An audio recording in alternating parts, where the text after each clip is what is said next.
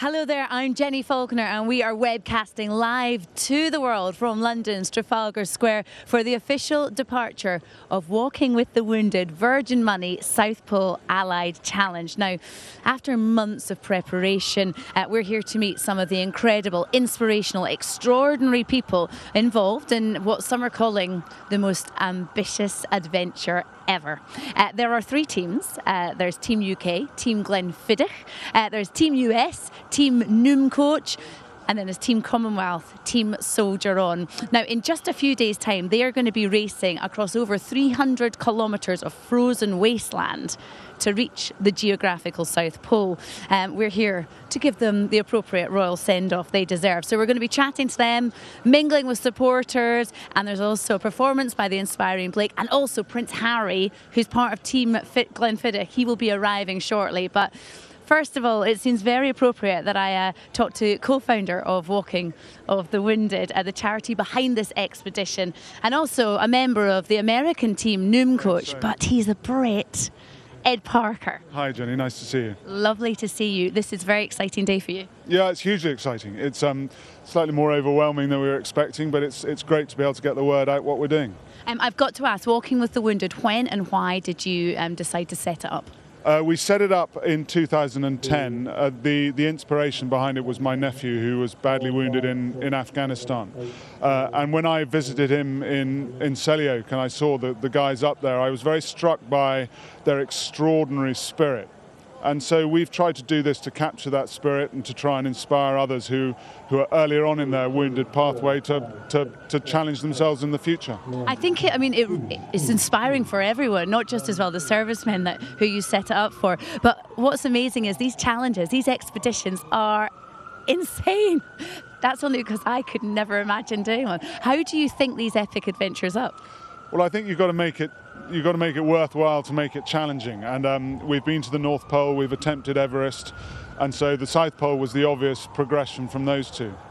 Obviously, all the publicity you're getting helps massively with fundraising as well. And you've got a rather special team member this year who's going to be arriving imminently. Prince Harry, what kind of attention has he brought to the whole expedition? Well, I think he defines what we're doing, to be honest with you. The attention and the media we've got here today wouldn't be here if it wasn't for Prince Harry. He's a soldier like a lot of these guys we've got in the team. He understands what's happened to them. He understands where they've come from. He's got great empathy. And I think he understands that the position he's in can make a difference. So for us, it's fantastic. Can I ask as well, why are you not in Team Glenfiddich? I just didn't think Harry wanted me probably hanging around him for 4 or 5 weeks. Oh, is that really the way it is? Okay, well look, thank you very much. We will be chatting to you later. I know you have to go off and greet His Royal Highness now, so I'll let you do that, and we will catch up very shortly.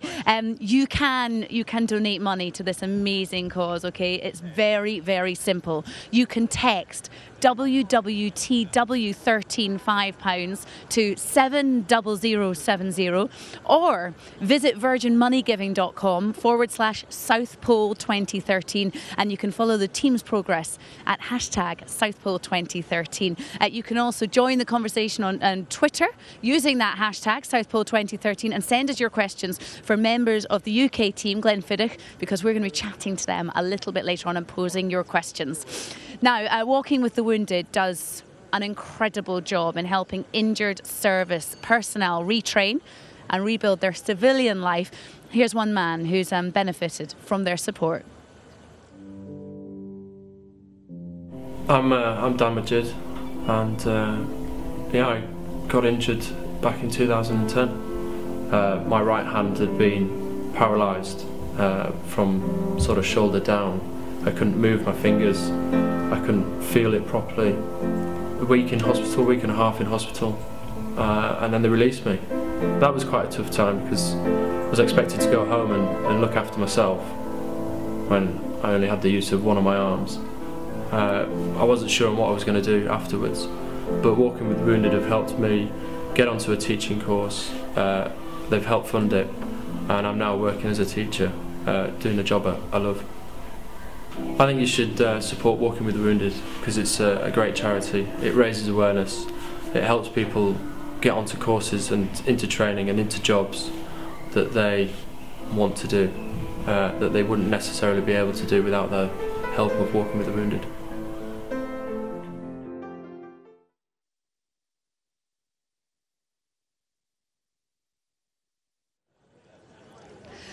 So as I mentioned before, there are 3 teams, Team UK, Team USA and Team Commonwealth. And one of the members of Team Soldier on Team Commonwealth is the actor Dominic West. Hello there. Hello there. Hello. How did you get involved in all of this? Yeah, I keep being asked this, and the more I'm asked, the less I know the reason. But I know I'm a friend of Simon Dalglish, who started the charity, and he said 9 months ago, would you like to come to Antarctica with the wounded soldiers? And I've always wanted to go to Antarctica, and it was a great opportunity to go with these amazing people.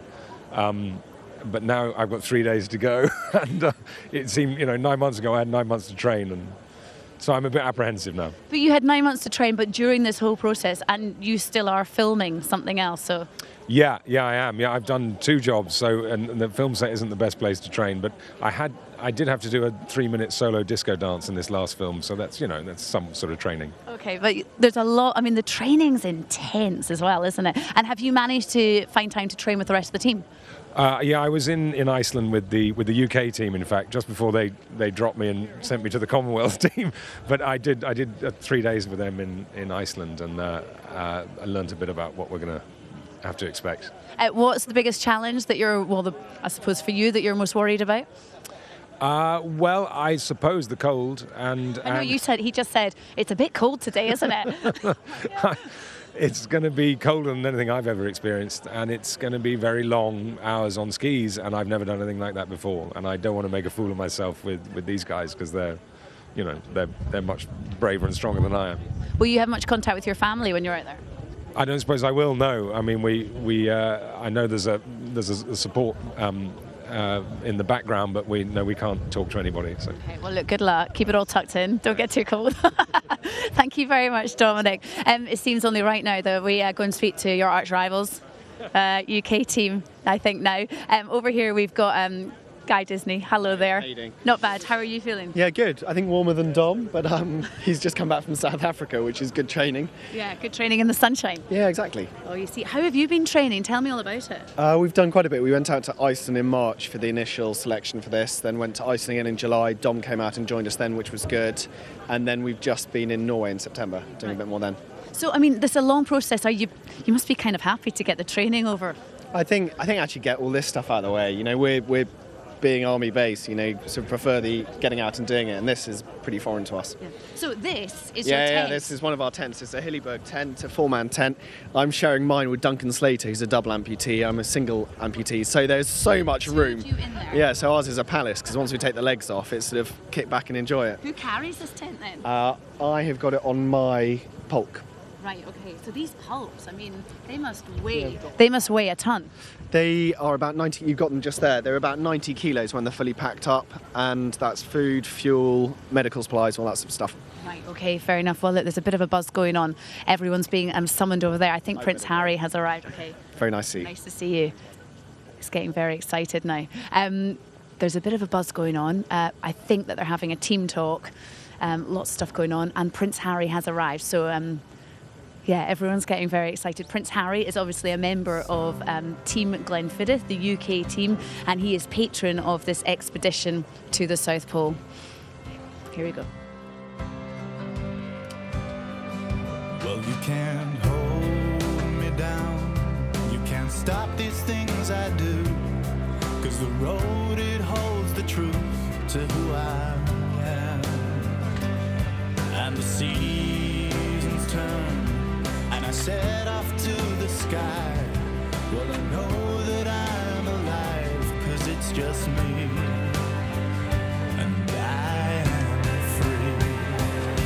And we walk together, and we're never looking back. And they try to catch me, all the devil's on my back. And they try to chase me, yeah. Welcome if you've just joined us for this live broadcast around the world here in London's Trafalgar Square, and it's all for the departure of the Walking with the Wounded Virgin Money South Pole Challenge. That is Allied Challenge. That is a mouthful, certainly. It is a mouthful, isn't it? But you're doing it. Yeah, definitely. It's great that it's finally come along. We've been working towards this for nearly a year now, so it's very excited to be heading off on Sunday. This is Heath Jameson. You are in the Commonwealth team, Team Soldier On. Yeah. With Dominic, we met one of your teammates. Dominic, there's 2 Aussies, 2 Canadian wounded soldiers, and Alex, Chris, Seamus, myself, and we've got Eric, our guide, Dominic, and Simon Daglish as our mentor. Okay, Simon's one of the co-founders He as is well. one of the co-founders of the Walking charity. with the Wounded, you're from Australia. Yep. It's summer there. Aren't you thinking maybe that you're doing this at the wrong time of year? The day I left, I was swimming down at the beach. It was about 35 degrees, and here I am standing here. And then it's a long way to go to get down to Antarctica to come over here to London. So yeah, absolutely. Could you possibly tell us, Heath, how you got injured in Afghanistan, and tell me about your rehabilitation program? Yeah, I got shot through the neck in Afghanistan. Went in up here and came out down here. Fractured my C1, C2 vertebrae, stuffed up all my spinal cord, and a few other injuries. Rehab. Just learning to use the body again. All the muscles don't work properly, just different things like that. So I can't feel most of my body, and what I can feel is totally different to what it used to be. So just learning, it's the new normal now, so everything's different to what it was, but you get used to it. So how are you feeling about this enormous challenge that you've agreed and signed up to? It's awesome. It's like, for us taking part, we're so lucky to be at a stage of our recovery where we can do it, but it's just an honour to be able to represent, soldiers, and we're just a lucky few who get to go and do this, but it's a bigger cause that we're doing it for, which is why we're all here today. I mean, I know your injury, it's amazing what you've been through, and it's fantastic that you're now able to do this. Do you think that what you're doing, well, it's obviously going to boost morale of anyone that is in rehabilitation programs at the moment? That's definitely a bonus of it. Other guys can see that, if they're lying in a hospital bed still, I was in hospital when I saw them go to the North Pole, and I remember lying there going, oh, that'd be awesome to be able to do something like that. So, and here I am standing here. It was only 2 years ago. Yeah. So lucky enough to be standing here. So, but the main thing is, guys will realise that they can get out there and do things like this. Yeah. Heath, I've heard the little rumour that you have one big concern. Yeah, going to the toilet in minus 45 is definitely something that I think it's on every guy's mind here and every girl's mind. So yeah. Yeah, but it's probably one of those times where you're just going to have to forget about it being a private matter. Oh, it's not about the private matter. It's just just try and get it done as quickly as possible, I think. So. Yeah. Well, look, I really wish you the very best of luck. It's going to be cold. What temperature do you think it'll go down to? Probably, I reckon it might get down to minus 40 or so. So yeah, it was minus 45 yesterday. I'm cold. It's not even 0 here. So. Oh, yeah, definitely. I know. Look, good luck. Very best of luck to you. Thank you very much, and thank you for all the support. That's all right. Thank you. We will give you details, by the way, of how you can donate money very shortly. But obviously, minus 40 is pretty cold, so it's important to make sure that you are wearing the right kit. So the perfect man to talk to. Excuse my Norwegian here. Eivind Vedvik. Yes, that's Is that almost right? That's correct. Thank you. Now, you're from Helly Hansen, Yes. so you know all about how to stay warm. Yeah, I'm overseeing our product categories outdoor, and this is the apparel that they're using for the trek to the South Pole. Okay, so have you had to design stuff specially for this? Yes, this line is designed together with Inge Solheim, the main guide. We started designing it back in 2011 when they did the North Pole. Well, obviously now you're dealing with a lot of team members who have prosthetics. So have you had to adapt the kit in a certain way to accommodate that as well? Yeah, certainly. So what we have done is looking at the level of insulation. A lot of the guys are suffering from poor circulation. Then we have more positioned insulation to those parts of the body. Also, we have to the prosthetics. If you look at Ibi, you can see his right arm has a special zipper to it, so he can access his limb. And also, all of the pockets are accessible with the left arm, which is his arm that he uses all the time. See, it's amazing. Is it true there's no such thing as bad weather, just bad clothing? Well, there's a lot of bad clothing for sure. Luckily, we have some good clothing as well, but also you need the knowledge on how to use it. So yes, that's correct. Well, look, thank you so much for that. It's been really lovely to chat to you as well, and I'm hoping that all of this will keep them very toasty warm. Yeah, thank you.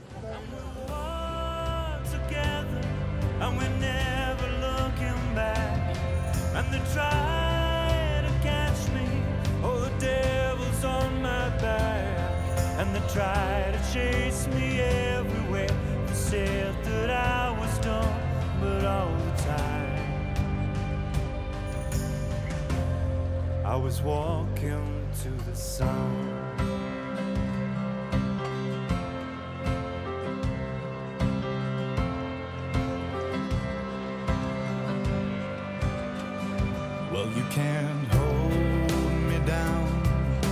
stop these things I do, 'cause the road, it holds the truth to who I am. And the seasons turn, and I set off to the sky. Well, I know that I'm alive. Now, this whole expedition has ultimately been made possible by the very generous support of Virgin Money. And to chat about their involvement, here's Marketing Director Paul Lloyd. Lovely to meet you. And you. He's getting very busy here because Prince Harry is working his way around the crowds at the moment, isn't he? He's working his way towards us, actually, by the looks of it. So excellent. I knew we were in the right position. Right, okay, so tell me how Virgin Money got involved. Sure, well, I mean, Virgin has a long history in being involved in kind of exciting adventures. And so when Ed came to talk to us about what they were planning to do, we were obviously really interested to get involved. But I think the thing that really swung it for us was at Virgin Money, we talk about our ambition to make everyone better off. And Ed said he wasn't just looking for a sponsor, he was looking for someone that could help him raise more money for the charity, which we have a website called Virgin Money Giving, which is a not-for-profit fundraising website. So it's the perfect opportunity to get involved, help Ed with the sponsorship, but also to help raise more funds for this great cause. Absolutely. There's a bit of incentive as well for each team because you've created an Endeavour Trophy. We've created the Endeavour Trophy, yeah. So, it's an inspirational race and inspirational teams. They've got to have something to race for. So it's called the Endeavour Trophy. It's modelled on the HMS Endeavour, so that Cook sailed to Australia and New Zealand in the late 1700s. It's actually modelled on the ship's mast. So, it's a great trophy for them to aim for. So presumably, Paul, you'll be there at the South Pole at the finish line to hand it out to them. If only. No, I think we were talking the other day about who was going to have the opportunity to do that. So it's going to be a secret, but I think they've got something quite special planned for the winning team. Oh, fantastic. It'll be amazing. Is it like the Olympics? Is the Queen going to parachute in? I'm not sure. Maybe Daniel Craig will be there. That sounds good. I've got to say as well, the trophy as well, you took up to Selly Oak Military Hospital, didn't you? That's right. The Walking with the Wounded charity did, actually. I mean, they took it there, I think, really with the purpose of being able to talk about the expedition with the people that are there and to, just really to talk about what they're doing. I know their hope is that people like Guy Disney, who was injured only in 2009, but who's setting out on this expedition, he's obviously been able to take part. And so I think their hope is that by taking the trophy and sharing the story, it can just in some small way help the recovery of those guys. So. And you have a fundraising hub, don't you? We do. So it's at virginmoneygiving.com/South Pole 2013. And all of the fundraisers, we've got lots of people involved to help raise money, lots of people doing sponsored walks and other sorts of things, actually walking with the guys.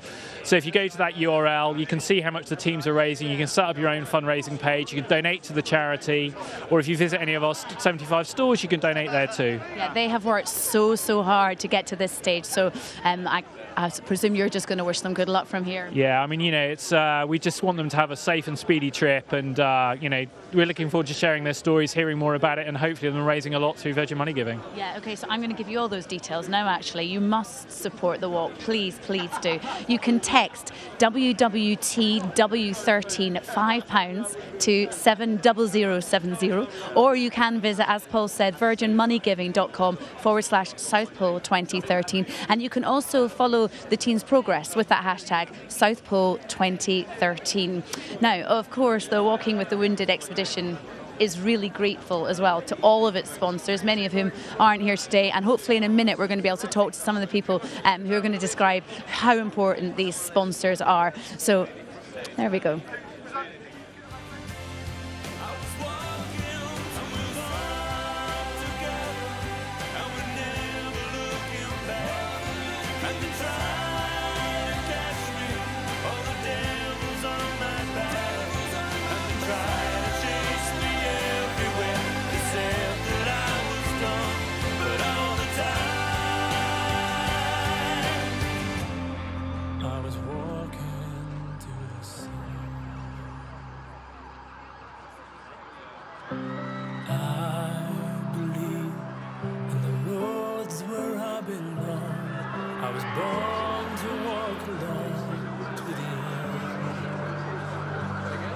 I've been down, bruised, my bones, well, they still ache. I've seen sinners, I've seen saints along the way, along our way.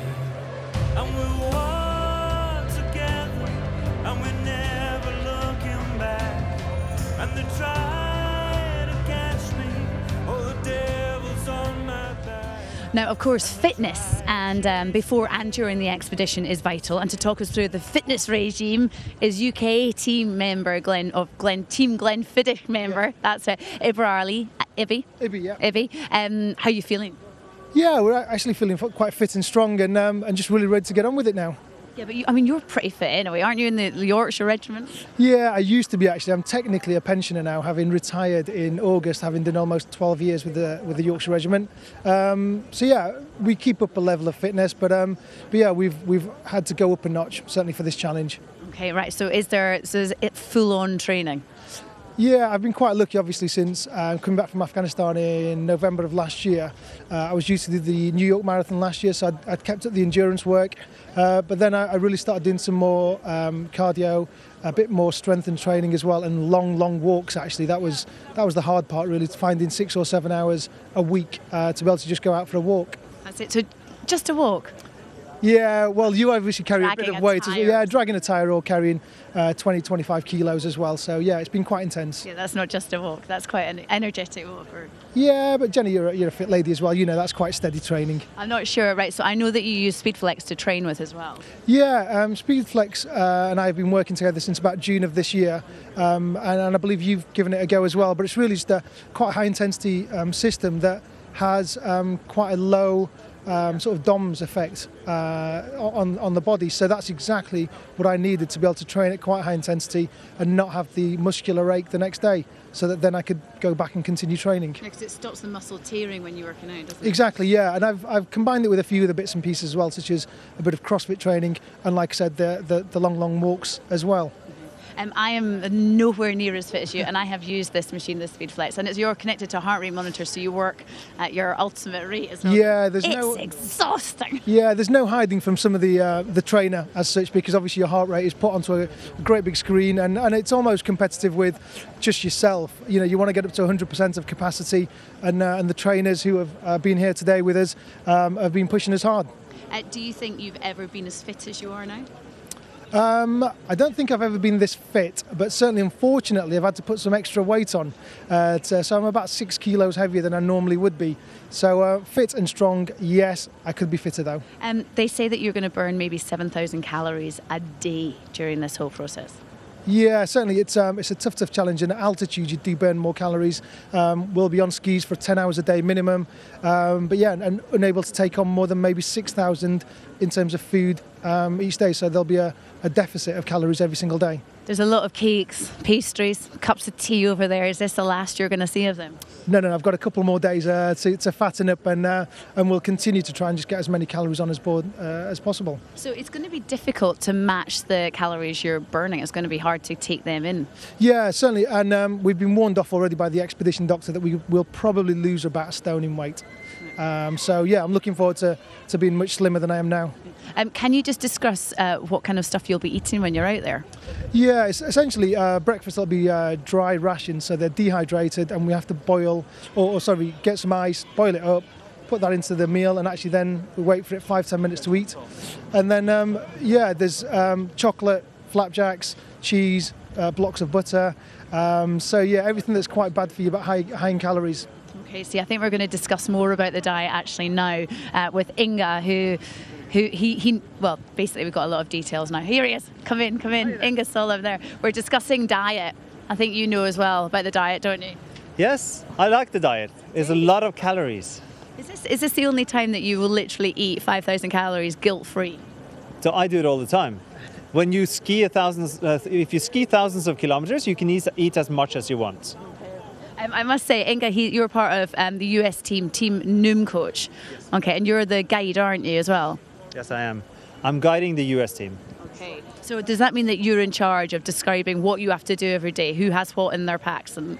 So we have put together the right diet, the right equipment before we go. We've been training with that kit for a year now. So we're basically just going to do what we practiced. Okay. Right, you say that, but the practice, what have you been practicing? We've been skiing. We've been training under relatively relevant conditions in Iceland and Norway. Of course, we can't replicate the cold and the wind in Antarctica, but we're doing as much similar and relevant training as possible. Does every team have the same diet while you're away, or as the US team, do you have some like secret superfood that you've put in your packs? Yeah, so the US is famous for eating a lot of unhealthy stuff and calorific stuff. So we've been doing that. So we brought some of that special unhealthy stuff from the US, and that's our secret strategy. Really, like what? Yeah. Go on, tell us. So like peanut butter, little cups with chocolates on and stuff like that. Stuff like Things that you can't eat if you're not skiing to the South Pole. Okay. All right, fair enough. The thing is, though, are you allowed any luxury food in there? And if you are, is that what it is? The peanut butter? So we have, like everyone is different. So some people are sweet tooths, other people like nuts and dried meat. But we have a basic diet, and then on top of that, people can bring a few kilos themselves. They just have to carry it. And when you're on the route as well, presumably there's nowhere that you can top up supplies. No, there's no supplies. No. Okay. So we bring everything we want, and if we don't bring it, you don't get it.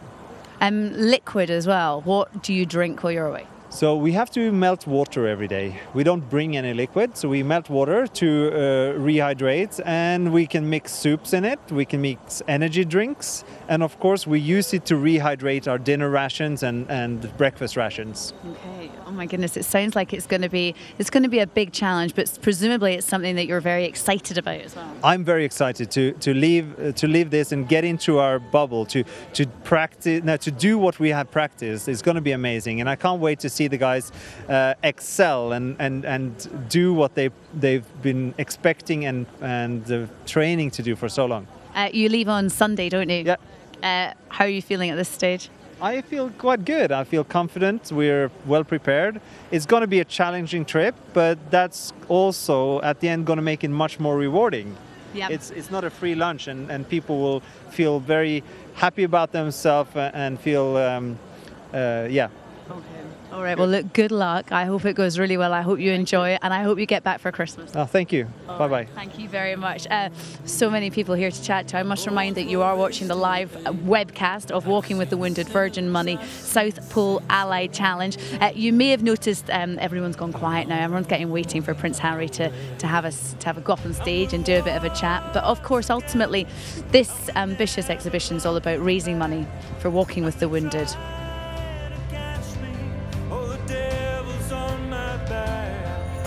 Try to chase me everywhere. They said that I was dumb, but all the time I was walking to the sun.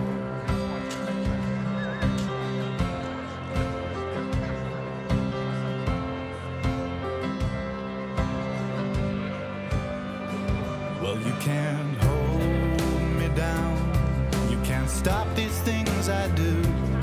'Cause the road, it holds the truth to who I am.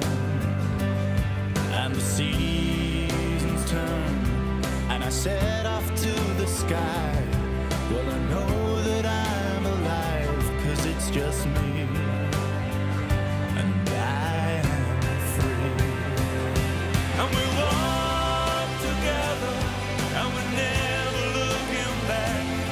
And the catch me, all the devil's on my back, and they try to chase me everywhere. They said that So today is all about raising money for Walking with the Wounded, and here I have Head of Fundraising Andrew Cook. Hello there. Hi Jenny, nice to meet you. Nice to meet you. Is it all going to plan today? I think so, yeah. The weather's been very kind to us as well, which helps, and the main attraction has just turned up, so everyone's getting very excited. So all going to plan. We're very happy. Main attraction, Prince Harry, obviously. One of your teammates, because you'll obviously be there, putting on the layers, helping them all on the South Pole. Well, I'm not going to go personally myself. I will be sitting in front of a nice warm fire in Norfolk, watching them from afar. But no, I think obviously the kit that Helly Hansen has provided is an integral part of a successful expedition. So I think the guys and girls going are very much looked after. Now, can I ask you, how important is an expedition like this for the whole profile of Walking with the Wounded? It's incredibly important. I mean, ostensibly there are two elements to the charity. We have the expeditions, which provide a shop window for the wounded community, and they also generate enormous awareness for what we're doing as an organisation. And then on the other side, you have the charity, where obviously I sit in terms of the fundraising side, which we work off the back of that awareness that's created through the expeditions, and it obviously allows us to get out and about and engage with volunteers, fundraisers, corporates, etc. So let me get this right. You sit in an office thinking up these crazy challenges, then you send people out, and then you sit by a fire. Pretty much. If they want to go somewhere a bit warmer, I'm all up for that. But in 2011 they did the North Pole. 2012 it was Everest. That's right. 2013 South Pole. What on earth can next year hold? Well, I think going forward we're probably going to look at doing expeditions every 2 years rather than every year. We're a small charity in terms of number of personnel, so it's a hugely labour-intensive effort putting on the expedition. So I think that where do we go from here? Well, I think we've exhausted most of the cold options. So with the exception of Ed looking at potentially wanting to go across Greenland, I think we'll probably look for an expedition in a slightly warmer environment going forward. I bet I can imagine it being an extremely warm environment. Well, there's many deserts and such like to conquer. So I think, as I say, I think the team are looking for somewhere a bit warmer as well. Now we spoke to Ed a short while ago, but maybe you can tell us as well how important and how beneficial to Walking with the Wounded is it having Prince Harry as a patron? I don't think any of us can really, put into words how important it is. I mean, it's a critical element of the charity. I think we'd be naive to think that without him we'd be able to have the same profile and same exposure. And I think that I was only having this conversation with someone this morning. The fact that Harry's involved in more than just name, but actually he gets out there and he gets amongst it, and he's very proactive in supporting us. He's getting his hands dirty, so to speak. He's actually doing this challenge. Absolutely, he's going to be out there every step of the way with his fellow military colleagues. And I think, as I say, having his name on a piece of paper is one thing, but actually having him there, going out to the South Pole and being as proactive as he is an enormous benefit to the charity. I mean, obviously, there's a huge buzz here today. How do you maintain awareness of Walking with the Wounded the rest of the year? Well, we're very fortunate with the volunteer network that we have and the fundraisers that work on our behalf, the corporate partners that we have. We've got a number of very high-profile corporate partners that we work with, and leveraging off their customers, their employees, etc., gives us an enormous opportunity to fundraise. Thank you very, very much. I'm going to be interested to see what you all do next as well. Well, watch this space. Yeah, let's get this one done first, shall we? Right. Thank you so much. Thank you. Now, if you want to support all the guides on this expedition, this amazing, inspiring, incredible expedition, then what you have to do is you can donate and support the walk by texting WWTW13 £5 to 70070, or you can visit virginmoneygiving.com/South Pole 2013, and you can also follow the team's progress at #South Pole 2013.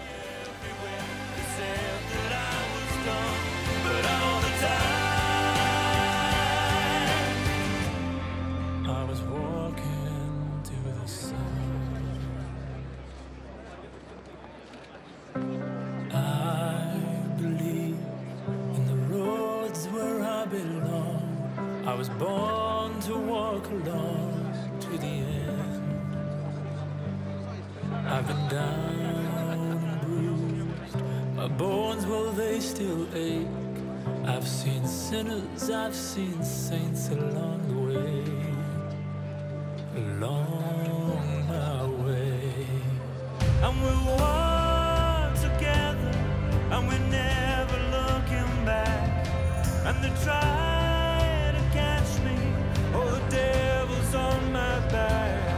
and they try to chase me everywhere. They said that I was done, but all the time. Now I'm joined by Victoria Nicholson, who is the expedition manager. Tell me, Victoria, what does that mean? Hi there, so good to have you along. I've been working on the project for 2 years now. We started planning in January 2012 for this. It's the biggest expedition that the charity has undertaken, obviously with all of the international teams as well. So coordinating anything from logistics, training, kit, branding, flights, accommodation, guides, the film crew, food, the whole lot really. It's a great job. You're there to make everything flow nice and smoothly for them when they set off. Yeah, I do my best. When we get down onto the ice, the guides definitely, step in, and it's their responsibility. But we're manning the support crew. Safety remains the core principle of our expeditions, as demonstrated when we pulled our team off Everest last year. So we've got a full-time doctor on board. He's in charge of the whole expedition. And we're sort of manning the comms vehicles, which are the safety net as well. So, and when you say we, does that mean you're going as well? I am going, yes. So we all leave on Sunday, and the expedition, as well as the racing teams, we've got the 4 film crew and a support crew as well, which is the doctor and myself. Oh my goodness, how do you feel? Because Sunday, 2 days a week. Finally getting excited today. It's sort of all coming together, and I'm beginning to relax a bit. There's still a long way to go. So. What do you do on Saturday night then, the night before you leave? I haven't decided yet. Depends how we're all feeling. I'm sure the teams will be letting their hair down a bit, but probably final bits of kit prep and seeing family and friends. So. I've got to ask, when you get to the South Pole, and it's going to be obviously huge celebrations, is that it? Do you get picked up right there, or do you have to then trek back? We don't get picked up right there. It depends on sort of timing. We've got quite a large contingency built into our plan because of weather, and we could get delayed, up to a week. If we miss our flights back, there's trouble, and we wouldn't get back till January. So we'll probably have a few days at the South Pole camp, which is about 20k from the actual South Pole. We'll have a team set up there, and again, doing medical checks. Everyone just relaxing, sleeping, rehydrating, refueling, and a few days there of downtime and partying before we fly back. And all going to plan. When will you land back in the UK? Back in the UK on the 23rd of December, so just in time for Christmas. Well, look, thank you so much, Victoria. So much. Good luck. Pleasure. Thank you very much. In 2011, 4 wounded servicemen achieved the impossible by successfully walking unsupported to the North Pole. In 2012, 5 wounded servicemen courageously challenged the world's highest peak, Mount Everest.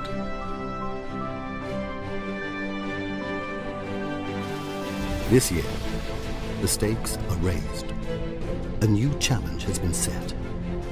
4 organizations have combined for a united global endeavor. Servicemen and women from 4 nations, the United Kingdom, the United States, Canada, and Australia, will embark on an epic race to one of the most inhospitable places on Earth, the South Pole. Wounded in service to their country, these allies will now represent their nations in a race unlike any other.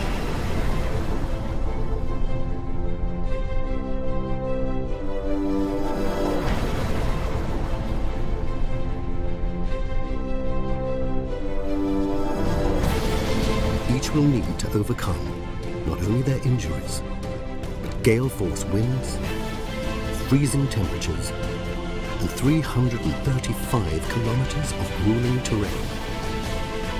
It will take more than courage. It will take more than determination. It will test them like nothing before.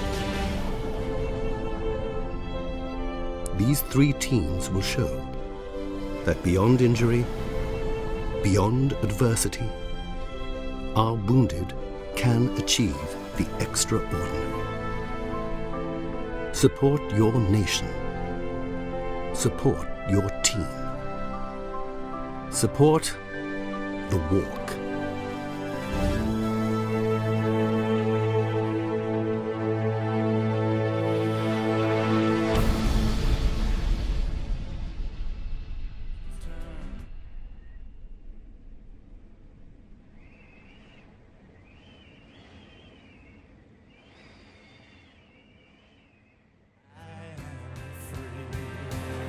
And we walk together, and we're never looking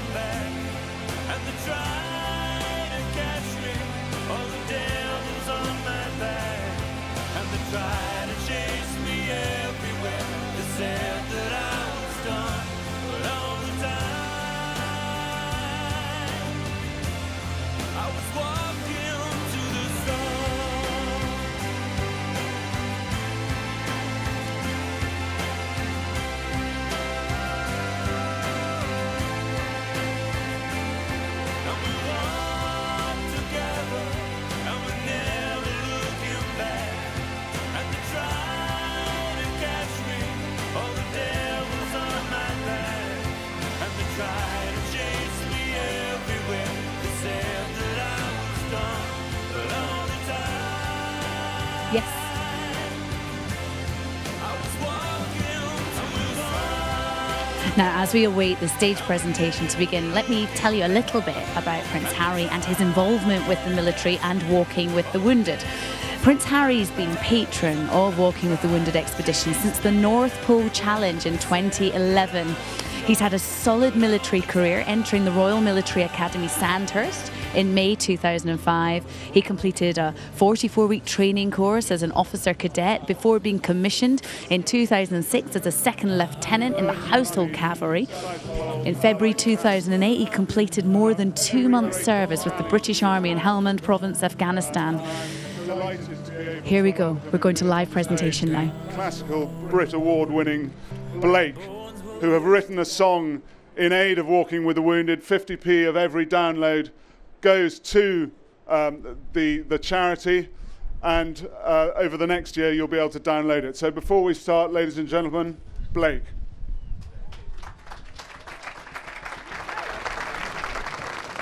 Thank you very much. Thank you. We are extremely proud and honoured to be here today to sing this song for the first time. It is, as Ed said, the official anthem written by Alistair Griffin. I hope you enjoy this. This is To the Sun.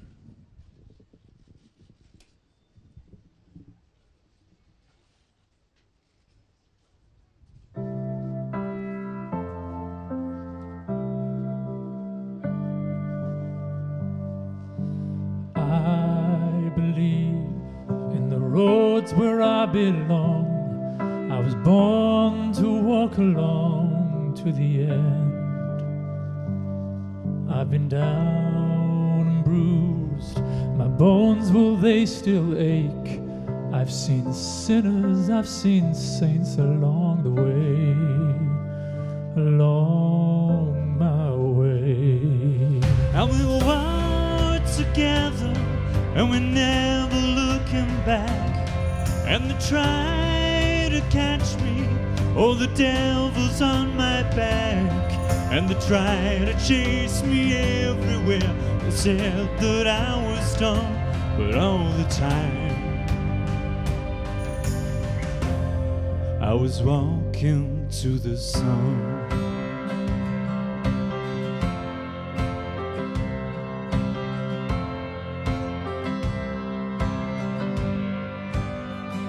Well, you can't hold me down, you can't stop these things I do, 'cause the road, it holds the truth to who I am.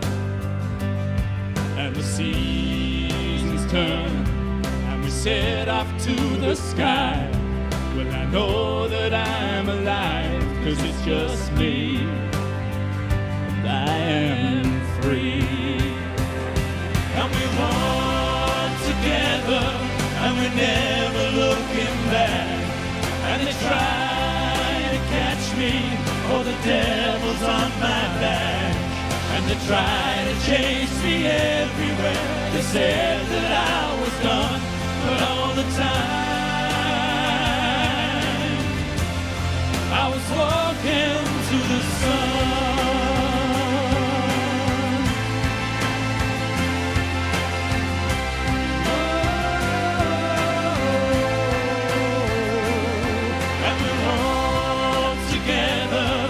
We're never looking back.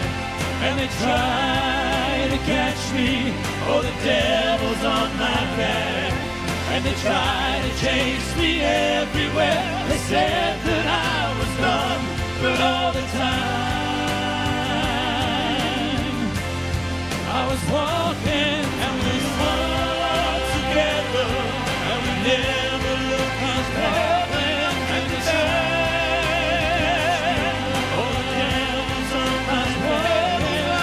try to chase me everywhere. They said that I was wrong, but all the time I was walking to the sun. Thank you very much. Thank you. Good luck, guys.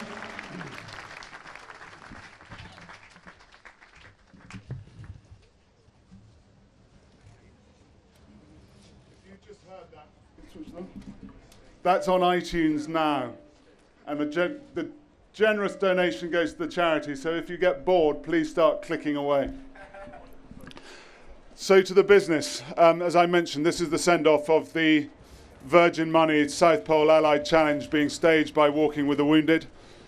Before, we've only had a team of British servicemen and women. This time we've slightly extended it, and there are 3 teams who will be racing to the South Pole, leaving this Sunday, and I'd like to introduce the teams. First of all, representing the Commonwealth, Team Soldier On, led out by Alex and Chris, both from Canada. Team Guide Eric Phillips, and from Australia, Seamus and Heath. Team Mentor Simon Daglish, my co-founder, and finally Dominic West. Representing the US, Team Noon Coach, Therese Frentz, Ivan Castro, Mark Wise, Margot Mange, and the Team Guide, Inga Solheim. And finally, local favourites. From the UK, Team Glenfiddich, led out by Duncan Slater, Prince Harry, Kate Philp, Guy Disney, Ibi Ali, and Team Mentor, Richard Eyre. For this expedition to take place, we have to be corporately sponsored. All the money we raise as a charity goes towards our education, our training program. So our sponsors are hugely, hugely important to us being able to achieve our aim. And not only do our sponsors actually fund the expedition, they go a long way to actually raise money for the charity.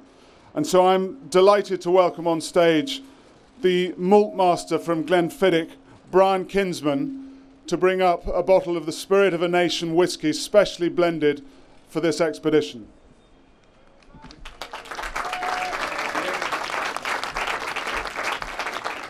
Thanks very much, everybody. Just a couple of words to say how hugely proud we are to support such an amazing, inspirational group of guys and girls, and wish them all the best. We had selected a special cask of 1984. 1984 was a particularly good year, I believe, and the cask is on a tour of the UK and has been signed by literally thousands of people, wishing them all the very best. So I'd like to ask Duncan from Team Glenfiddich to come forward, and hope you look after this. I hope you enjoy it when you get there, and of course hope you get there first as well. So cheers. Best.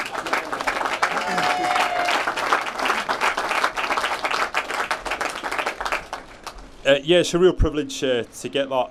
Just so you know, as a malt master, it's a lifelong job, and there's a lot of obviously special traits that go with that job. Glenfiddich have taken a long time to put this together, and there's a real significance to it. I'm probably the least trustworthy person to take charge of this. It's going for a lot of money, and they're expecting me to take it south full and return it full.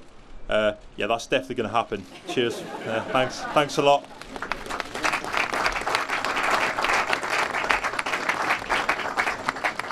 As I mentioned, corporate sponsors are actually key to us to be able to do what we're doing to raise awareness of our wounded, and for us to be able to try and inspire many, not only in the wounded community but beyond, to face challenges in the future. And I'm delighted to welcome on stage the Chief Executive of our headline sponsor, Virgin Money, Jane Ann Gadia.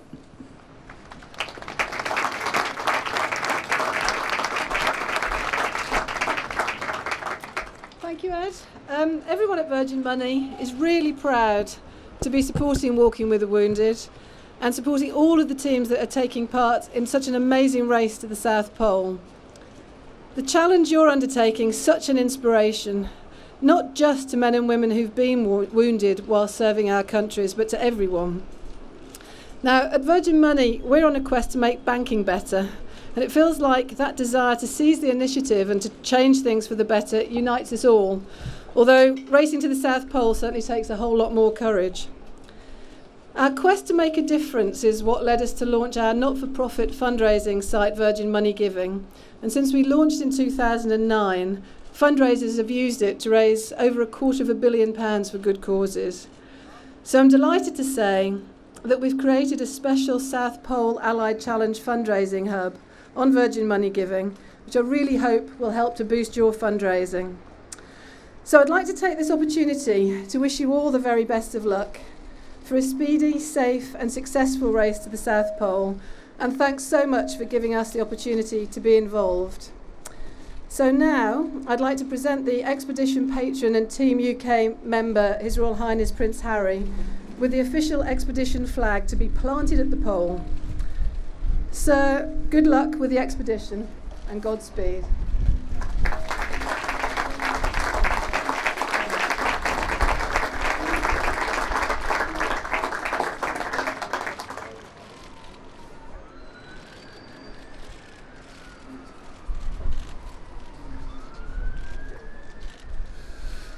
Thank you all very, very much for coming down here today. Your just being here shows huge support towards this fantastic cause. All the men and women behind me have achieved so much just to get here, let alone actually walk to the South Pole. I think it's just a wonderful display of courage from their part, and it means so much to everybody else, and it should do here. Everyone's doing it for their own special reason, I guess, whether they've got a member of the family that's suffered injuries, or whether it's for their own personal benefits. But the cause is for one cause and one cause only, and that is to raise awareness for all the wounded, sick and injured, whether it's in military life or whether it's in civilian life. These guys aim to, they've already achieved it, but they're going to achieve something quite remarkable, and in doing so will prove to everybody else that, you know, even when you've lost a leg, lost an arm, or whatever the illness may be, that you can achieve pretty much anything if you put your mind to it. This trip is another way of reminding everybody that as Afghanistan draws down and these guys aren't in the news any more so than they already are, it's a reminder to everybody that the support must continue. I know that people have said that before, but it is something that we need to be reminded of. These guys' arms and legs don't grow back, and the support we need to give them will continue for the rest of their lives, and it's very, very important. Antarctica is the only place on Earth that is still as it should be. May we never tame that, but I can assure you the boys and girls behind me will do their very best. Thank you.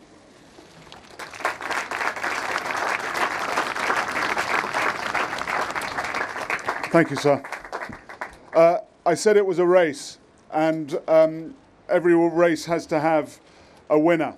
And one of the teams behind me will be the first to the pole. But actually, for us to win, all three teams need to get there successfully. But there is a trophy, and this magnificent thing to my left is the Virgin Money Endeavour Trophy, named after HMS Endeavour that carried Shackleton to the South Pole and made in the way to look like a piece of the mast from that. It's about inspiration. It's to show others that you can challenge yourself in the future. It's been on a bit of a journey already. The final piece of the trophy was taken last week to Selly Oak Hospital in Birmingham, the Queen Elizabeth Hospital in Birmingham, where all the Brits behind me flew into after they'd been injured. Most of our wounded from Afghanistan and Iraq landed there. And I'd like to ask Padre Jonathan Daniel, the Padre at Selly Oak, to join me up on the stage.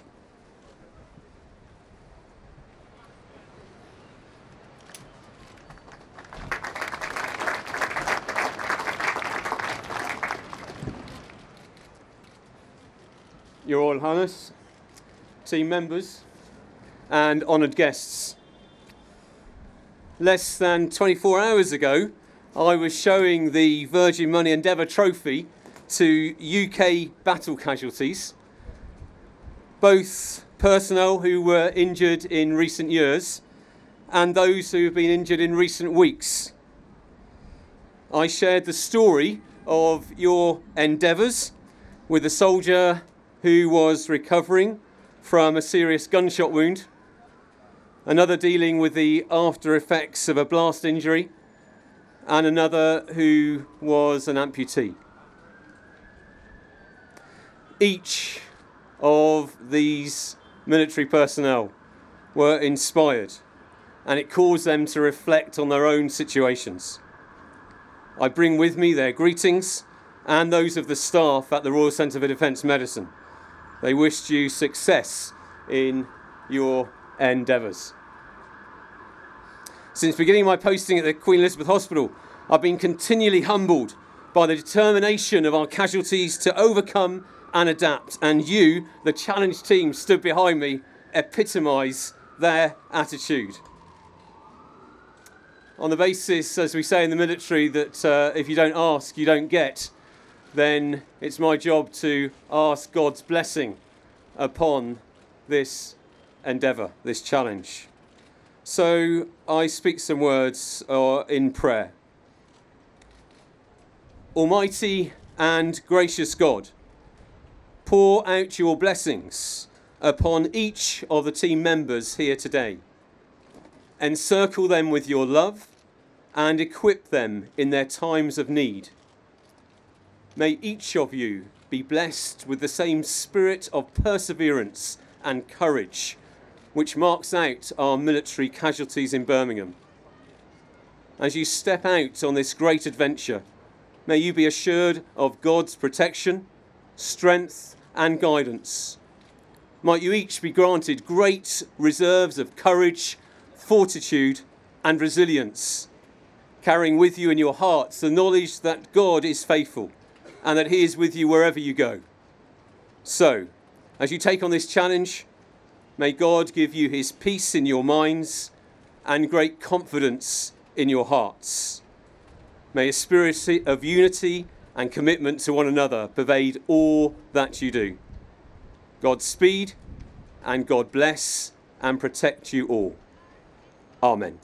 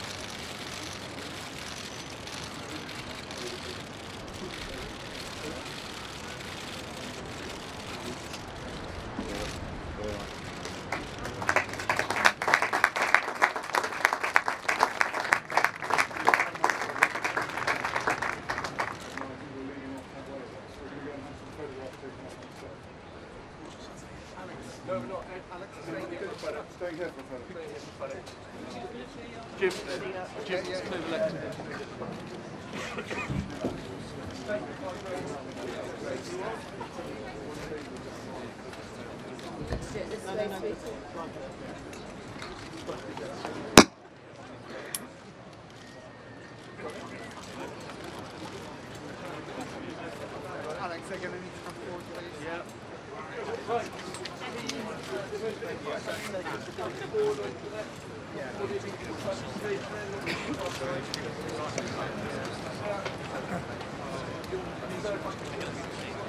Alex. Great. Sitting, guys, standing. And Alex, with Dominic in front row. We are, and then come once we're sliding in. Ed, can we get to Dominic where you're standing, please? No. Dominic, come forward, buddy. Make sure Seamus, everyone can see you.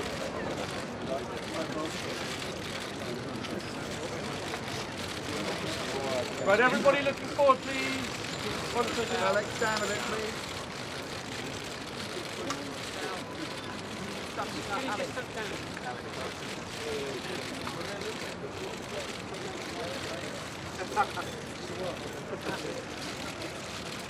Brilliant. Okay, thank you very much indeed. Alex, are we going to do Team GP by themselves? We don't have one with... Please. Do you mind? Quick picture with your team. There you go. Thank you very much, Team Noon Coach and Team Soldier on. Right. Thank you guys. Ed, if you can lead your teams up, please. Down.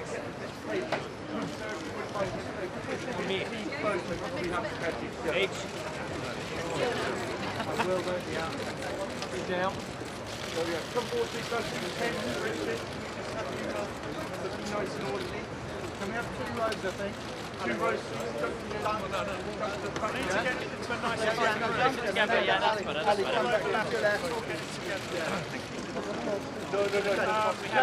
Kate, we have people on. Kate, can we stop you with Kate, please? Lunch on the left. Put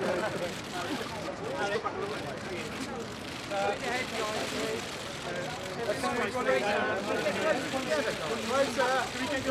Terry, can you take closer? Pretend you love each other. Brilliant. Thank you very much. Can you head for Norfolk News, please? Do you want for Norfolk News? Thank you very much. Thank you very much, team. That's wonderful. Thank you.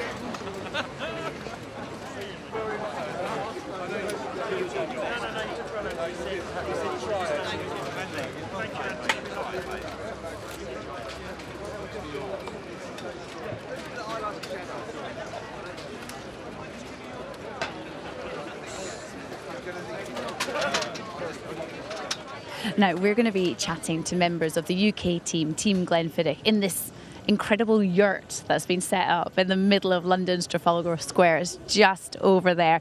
We're going to do that in a minute, but before that, here's a reminder of the bravery and determination shown by one of the Commonwealth team, Soldier On members, Seamus Donoghue.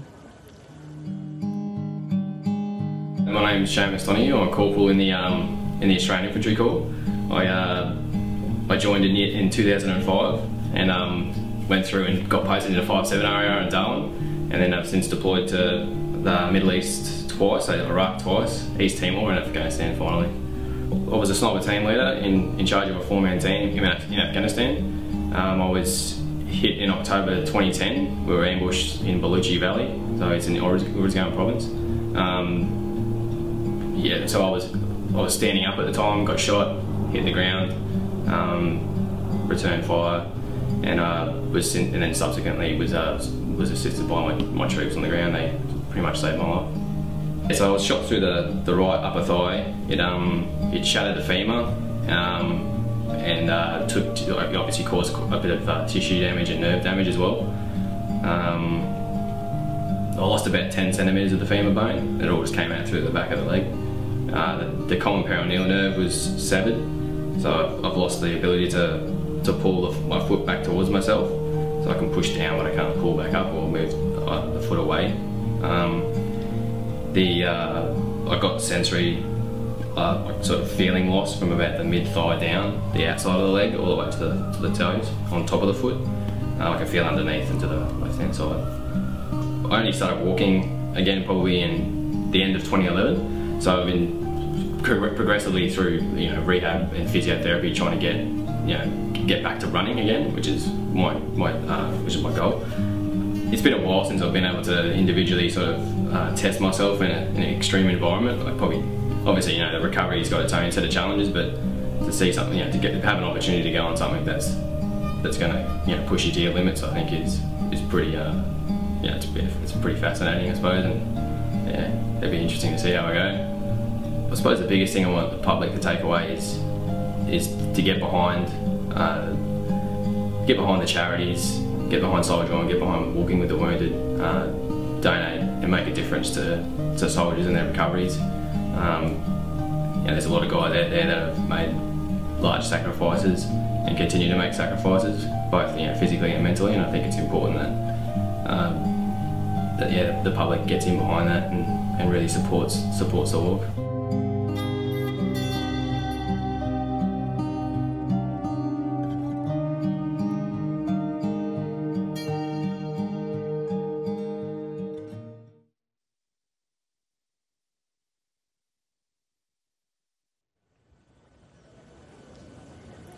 And please do get involved. You can support and donate by texting WWTW13 £5 to 70070, or you can visit virginmoneygiving.com/South Pole 2013. And you can also follow all the team's progress with the hashtag South Pole 2013.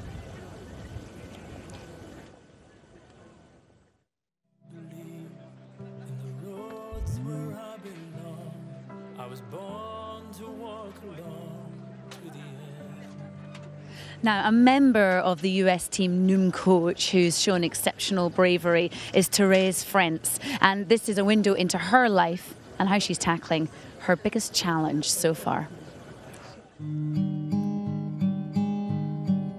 My name is Therese Frentz, and I am now 33 years old, and I was in the United States Air Force, and I got into that through a commissioning through the ROTC program that I attended when I was at the University of Florida. I was stationed at Baghdad International Airport, and this was back in 2004. And that day, on October 14th, my boss, commander, wanted me and several others to go to the green zone to help conduct an interview. So when the other agents were doing the interview, I just went to a cafe that I've been to many times in the green zone, so it's supposed to be safe. And we were sitting there, just ordered our food, and I guess a suicide bomber was already in there, and we didn't know that he had a backpack of explosives. What had happened is the suicide bomber killed himself. Luckily, the backpack was rotated in the wrong direction. Otherwise, I probably wouldn't be here right now talking about it. So most of the explosive went down into the ground, but I ended up getting severe burns on my arms and my torso, and then other injuries like a concussion and shrapnel into my torso and shrapnel to my knee, but the major thing was the burns.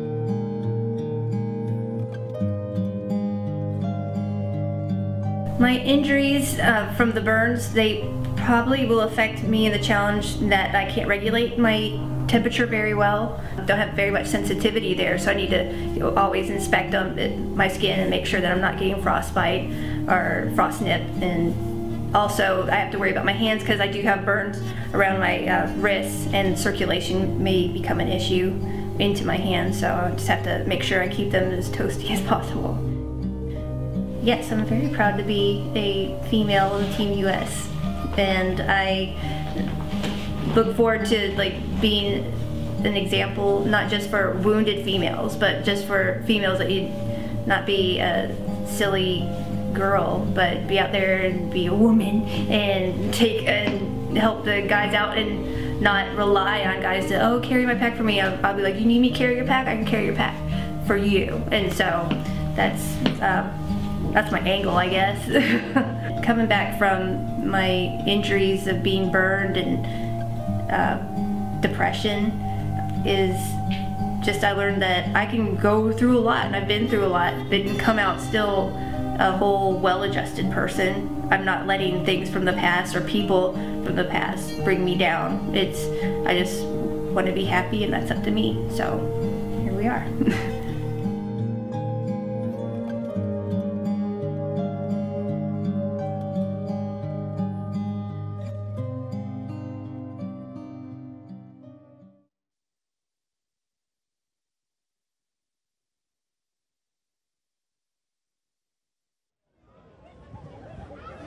So I'm now in the yurt. It's lovely in here. There's no wind. It's almost warm and cosy, but I'm glad I'm not going on this expedition. I'd be useless. I'm joined by Team Glenfiddich. Okay, so we've got Duncan Slater, and we've got Kate Philp, Ibra Ali, and Guy Disney. Hello there. Nice to see you all. Hi, Jenny. Hi. How's it going? Are you all excited? Very excited, yeah. Yeah, definitely. I think we just all want to get on and do it now. Yeah, you see, after that as well, it must feel very, very real now if it didn't already. It kind of does, but then I think because we're still in a familiar environment in the UK, I just can't begin to imagine what Antarctica is going to be like, so there's still that sort of separation, I think. Yeah. What are you going to do for your last night before you go? I'm spending time with my daughter, actually, so pizza and DVD, I think, on Saturday night, and then travel down to Heathrow. I don't know what the others are doing? Yeah, I've got time with the family. Last 2 days with the family, big roast dinner, get fattened up, and that's it. Get on the plane and go. Yeah. Amazing. Yeah. All right. Well, look, we put out questions. We put out. We asked people to get in touch, send in their Twitter questions. Are you willing to answer the Twitter questions? They're very nice. Okay, so I'm going to get through them because we've not got much time with you. Brilliant launch event. Are you itching to get going? Yes, absolutely. Can't wait to get going. Amazing. Okay, how would you describe the rivalry between the teams? Fierce. Is it fierce? It's cut and thrust, but it's good. It's friendly. But obviously that's because they know how good we are and they're scared that we're going to win. Is it like you really need to win? You want to win, or we will win? That's so. I think it's one of those things they know we'll win. But we're counting on it. That's for sure. I think the real race is for second and third place between the other two teams. Oh, obviously. See, well, they don't know how hardcore you guys are. That's it. And when you think about the trek ahead, what are you most anxious about? I'm anxious about. We've had a year of training, a year of focusing, and I don't want to do anything that would let these guys down, and also the people back home rooting for us. You just want to do right by everybody and not let your team down. Yeah. I think that's a common feeling across the team. Yeah. Do you work as a team together then, or are you like individuals meeting at points along the way? Very much together. So we all ski together, we set up camp together each evening, and we all have different weaknesses and strengths, and it's about playing to those and adapting and overcoming. But yeah, no, it's essential we work together. We won't get there. So how have you decided who shares with who in the tents? I'm the tallest, but in the tent, when I take my legs off, I'm the shortest, so I've gone with the smallest bloke. And we've got a palace now. It's like this inside when we go inside. Laps in there. It's massive. It's only a 2-man tent. And then Ibby is going in with Kate. Okay. Because Kate keeps control of Ibby. Does Ibby snore? Do you know yet? No, he doesn't actually. He's quite well behaved, but he's kind of given the order not to, so he's pretty good. And I do as I'm told. So simple. Excellent. Okay. How heavy are the pulks you'll be pulling? Yeah, and what's on them as well? 90 kilos. So within them there's 28 days of food, fuel, medical supplies, one change of clothes, which we got told the other day for the undergoals. You can just turn them around the other way when they start to get a bit dirty. 4 days out of them. Yeah. People actually do that. Yeah. Needs must. Yeah. We will smell good when we come back. And they change really, though. Presumably the pulse will get lighter the further you go on. Yeah, exactly. So you lose about 1 kilo, 1.2 kilos a day with the food you're consuming and the fuel. But the problem is that because you're burning more energy, you're weaker as you go along, so it's kind of relative all the way.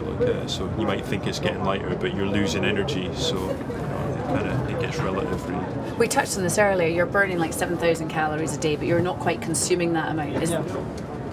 Yeah, there'll be a constant deficit. So, although we've been packing on a few extra pounds because of doctor's orders, actually, we will come back lighter and slimmer, ready to fatten up over Christmas and New Year.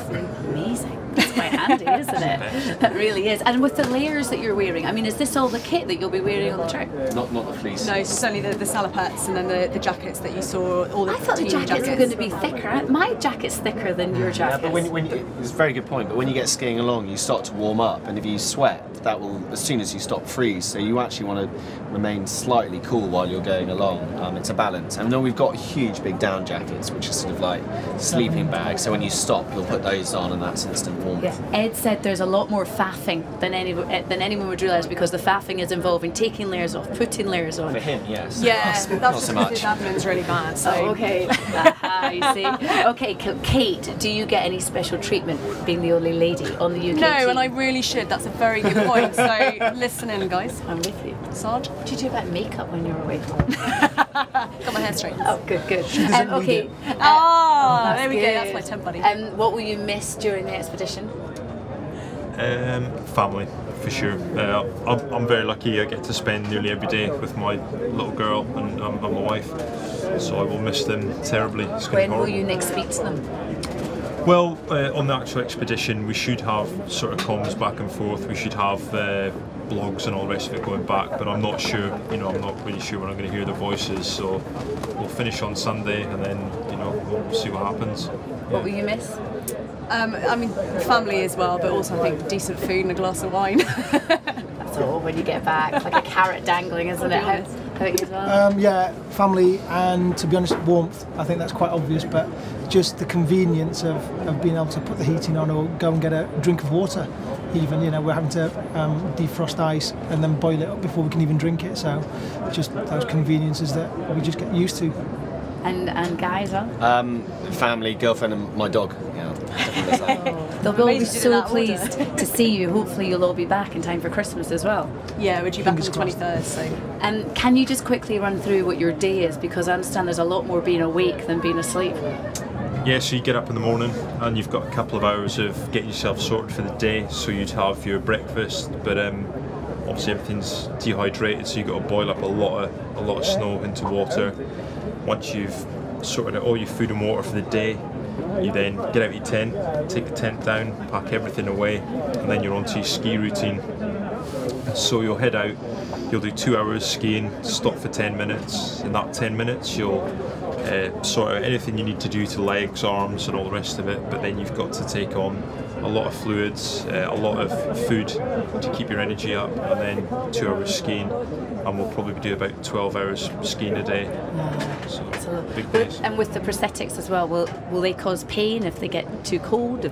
There will be a point then, no doubt, that no matter what you do to mitigate the sort of comfort issues and blisters and all the rest of it, there's going to be that point where just unfortunately it's going to hurt.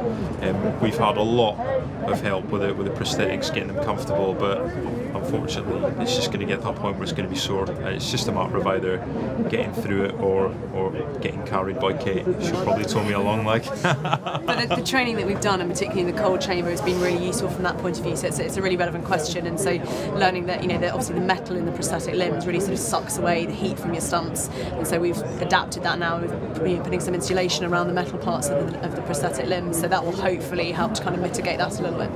The cold chamber, is that a crucial part of training? Is that? It was for us. It was really useful, yeah. I think particularly from the adaptations to the prosthetics, which is obviously only affecting the UK team. Yeah, it was really, really useful training. And I think, you know, in a controlled environment, the doctor was there, so we knew nothing was going to go terribly wrong, so it helped sort of dispel some of the fear. I mean, I know we talk about the challenge of this journey all the time, but just looking at pictures that are up everywhere, and every time we've seen pictures of the Antarctic, it looks beautiful. Yeah, and you look at our country's heritage with Scott, Shackleton. You know, we're pretty lucky to be going and doing this. It's, you know, it's probably a very small chapter, but hopefully a little part of history. Yeah, following in some weighty footsteps.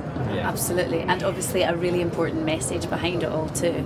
Yeah, I think the expedition itself is just the tip of the iceberg, you could say. You know, the vast majority of the work is the charitable side, raising funds so that we can retrain and re-educate our wounded servicemen and women, and that's what we need to get out to everyone, is that actually the expedition is paid for by corporate sponsors, and so every penny that we raise through the charity side of it goes to a soldier to help them get back into a career or education.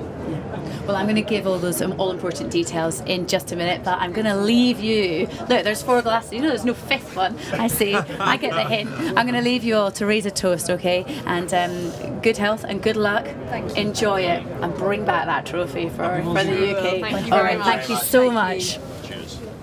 Right, guys, I am going to propose a toast. The malt master. Yeah, well, I wish I was a malt master. You could be. But I'm going to get walking wounded to give me that job. I'm just going to have a little toast, right, because this is probably the last time we're going to get to do this sort of thing. This is to us, alright? And I think victory is one of those things. If we all get there as a team, as friends at the end of it, I think that's what's the main thing. And I just want to say, guys, let's have a great trip and Godspeed. Godspeed. Cheers. Slange. Slange for that. Slange. And I bags the bottle. We've had a fantastic time here in Trafalgar Square, and thank you to all our broadcast partners for hosting this special live web stream, which will actually be available to rewatch on demand very soon indeed. All the teams are giving so much to this expedition, but you can give too. You know, you can support them. You can support all the brilliant work of Walking with the Wounded by doing this. Text WWTW13 £5 to 70070, or visit virginmoneygiving.com/South Pole 2013. I've got to say thank you to all my guests. Thank you to all of you for watching, and don't forget you can follow all the action on this incredible, inspiring, amazing adventure with the hashtag South Pole 2013. Good luck to all the teams.